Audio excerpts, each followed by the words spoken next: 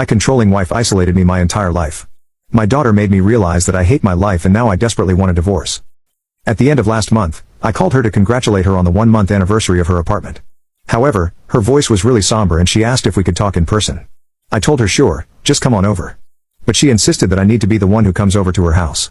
The way she said it made me nervous, like she was in trouble or something. But I had no way of going over to her since I didn't know how to drive, and I didn't have a car either.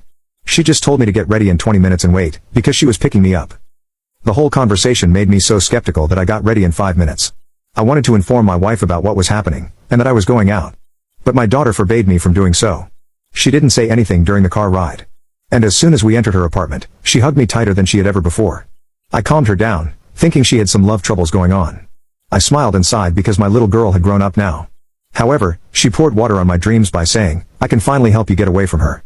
I asked her what she meant. She explained that she had waited until she had settled into her own place before telling me this, so I wouldn't be hopeless and would have some place to go. Dad, listen to me very carefully. As a kid, I also thought that Mom's behavior was normal. But going out into the real world and hanging out with my friends made me realize that she is very toxic and controlling towards you. Do you remember when me and my brother were sitting in the living room watching TV, and Mom just burst in screaming?